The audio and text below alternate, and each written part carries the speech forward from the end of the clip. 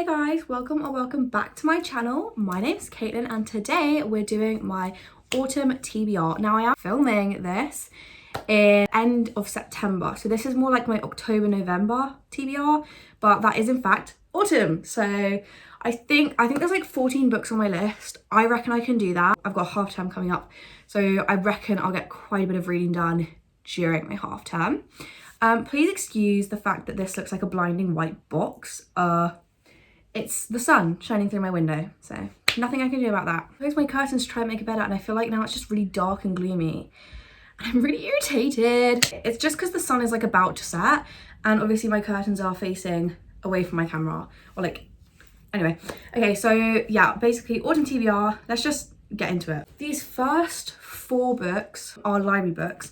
So these are like the ones I'm definitely gonna read first because I need to hand them back to the library. I've had 2 of them for a month now, so I've already renewed them once and I don't have to renew them again, so I want to finish them. So first we have, this is called The Glutton by A.K. Blakemore. I've never heard of this author. I'd never heard of the book, but I saw it in the library and I thought, isn't that such a cool like cover? This is a historical fiction, which isn't usually my thing. I'm not really a massive fan, but I just thought the cover looks so cool, and then the story, it's kind of like, it seemed like it would be sort of thrillerish, kind of like mystery, and that's like one of my favorite genres. So I thought, as much as I don't usually go for something like this, the whole atmosphere around it just seems really, really cool. I haven't looked at it on Goodreads. I think I'm going to do that, and I'll let you know what the average rating is. Hopefully it's good, because I am very much swayed by other people's opinions of books. Like if I see a book and I look on the Goodreads and it like half the reviews are great, half of them bad, I will take the bad ones. I'm a very pessimistic person when it comes to book reviews, and I do judge them very much. So maybe I won't even look and I'll just go into this blind, because that might actually be a better idea. So, but we'll see. And you might see my review on Instagram, you might not, who knows? Okay, so our next book is The Maid. This is a non-fiction. If any of you have seen the TV show, you'll know what it's about. I'm not gonna lie, I did sob my heart out at the TV show, but that is based on this memoir. This woman, basically, she escapes a domestic violence situation, and this is her story of kind of like trying to raise her daughter and keep them out of poverty and stuff. And it's genuinely, even the show, it's heartbreaking. I'm really excited to actually read it, and because I'm a massive books are better than movies kind of person, like I much prefer the book, and I bet it will be the same with this. And for a story this emotive, I imagine I'll be sobbing my heart out at this. So this is one I'm gonna have to read at home. I can't read this at school because I cannot embarrass myself like that, because I'm reading Binding 13 as I'm filming this, and I was reading it the other day in the common room, and I was trying so hard not to cry because if you want to hear my opinions on that, go and watch my reading vlog of Binding 13. But yeah, I genuinely, heartbreaking. Actually, this might be coming out before that. Well, when it's up, it's up. Book number 3 is Toxic People by Dr. Tim Cantafer. This is a psychology book. It's sort of like how to get toxic people out of your life. I'm reading it because, quite frankly, I think it's an interesting subject. I think, you know, the way that people, different personalities and stuff, that's the kind of stuff that really interests me. That's one of my favorite aspects of psychology. So although I don't have toxic people in my life that I need to get out, I think, you know, knowing the signs and stuff is definitely really important, because I've had a fair few people in my life that I did not want in my life and that were not good for me. And I think being able to actually sit here and like read it and like have it in my head and know, it'll be easier to escape those situations in the future. So, I mean, maybe it won't, but that's what I'm hoping will come out of this. Book 4 is How to Live When You Could Be Dead by Deborah James. This is a story of a woman, well, it's not a story, it's actually her like memoir, but she had bowel cancer, I believe. And this is kind of her story of like coping with the fact that she could have died and she in fact did not die. Or she couldn't have written the book, guys. I know, crazy spoiler. I will say one thing I do like is that Davina McCall has blurred this, because I really like Davina McCall. So I'm hoping this will be a solid read. I did pick it up a few weeks ago, read a page and put it down again, but I'm thinking that was because I wasn't really in the mood to read something like this, but I'm quite up for a non-fiction at the moment. So hopefully I will sit there and enjoy it and not DNF it again. Now we're moving on to actually my books that I own. I did a reel on my Instagram the other day where I was like sorting all my books, and I'm not being funny, more of the books I own I haven't read than I have. So I'm trying to work through my actual physical TBR and buy less books. Of course, that's not happening. I've bought 2 blind dates with a book and 3 books from World of Books. So it's not going very well, but I'm gonna try and start reading more of my physical TBR instead of just buying books. Because that is a problem I have, so at least I'm self-aware. Okay, This is a stack that you're seeing next to me. Obviously you can't see the rest of the stack, you can just see the top book, but it's quite a few. There's like 10 books here. So we're just gonna get into it. This one I got from Asda multiple years ago. Have I read it? No. Because it's literally called Trick or Treat. You can't read this not in like October, Halloween time. So I'm finally gonna get around to it this year. I'm forcing myself to get around to it this year. It sounds really, really good. It's a little thriller. I love a little thriller. This kid goes missing on Halloween and this detective is like searching for him, trying to figure it out and stuff. So that sounds really interesting and I'm gonna get so into this, I think. It looks like the kind of book I read. It sounds like the kind of book I read. As I said earlier, I really, really love thrillers, so I'm hoping this will be a good one. Okay, so next we have The Help. I've watched, is it a film? I think it's a film. I've watched snippets of the film on TikTok. And then I was in a secondhand bookshop and I saw it and I thought it looks, first of all, it's like a really cool design and like I really like this bit. But anyway, it looks really, really interesting. It's such an interesting story and it's so sad. It's a very, very like emotive topic. And I don't know, I just think, because I've started reading it, I will say one issue I have is that it's really, the way the narrator does it is like, she like writes how the maid speaks, if that makes sense. And sometimes it's just so hard for me because it doesn't have like proper grammar. It doesn't like flow very well. It hurts my brain to try and read it. So that was an issue I had. That's why I haven't read it in like weeks. I didn't get very far in. I got 30 pages in before I stopped. I haven't DNF'd it.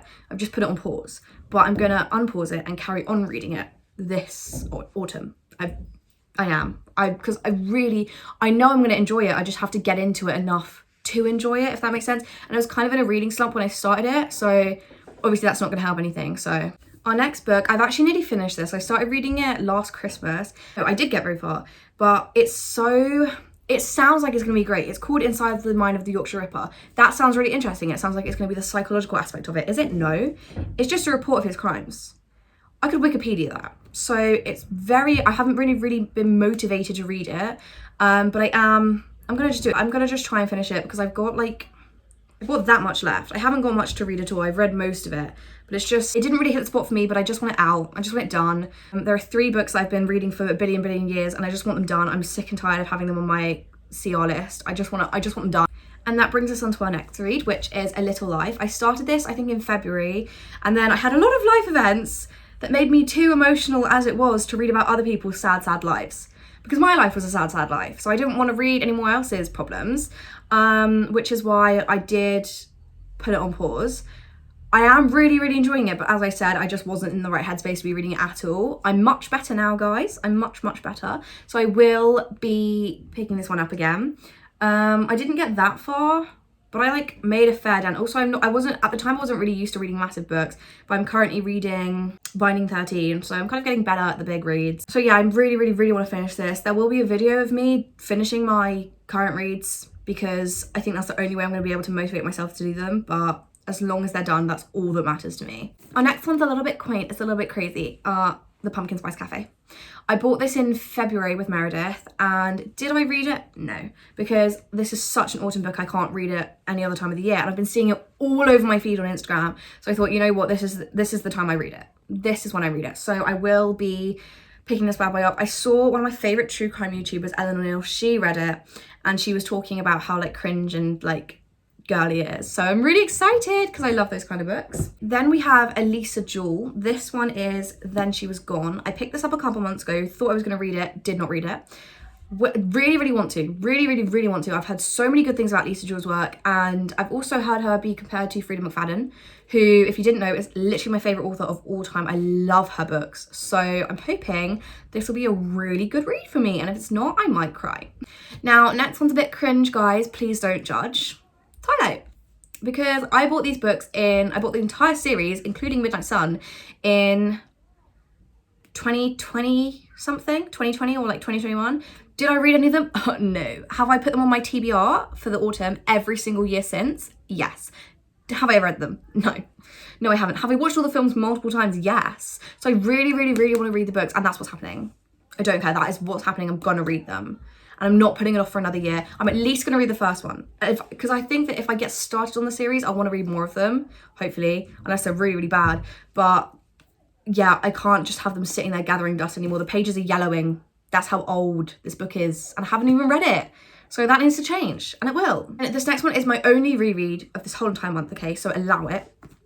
Harry Potter and the Philosopher's Stone. J.K. Rowling, terrible woman. Her books, I love. And I'm sorry, last year, I really wanted to reread her books at like Christmas, autumn, kind of like warm month, that cold month vibe, because this is such a cozy series. I'm sorry, I know it's like full of murder and stuff, but it's such a cozy series.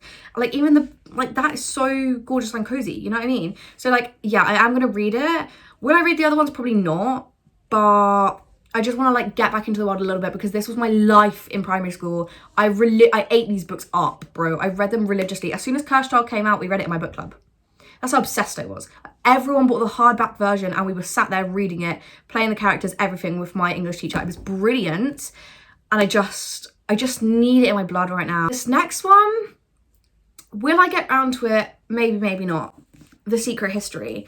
I bought this in July, I think. Obviously, I'm not going to read it in July. This is, I mean, the cover is actually black. That's not a July book. It's also very floppy, I will say. So thank you, Waterstones. But yeah, I bought this in July. Haven't read it. Have seen great things about it. Hesitant, but yeah, I will. And also one thing I appreciate, even though there are a lot of pages, the writing isn't that small. Like the font is a fairly decent size.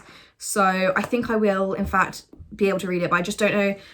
This isn't like this isn't on the top of my list for my TBR, but it is on the list, and that's what matters. It's on the list and I will try and get around to it, but as I said, it's like on the bottom of my pile, so who knows.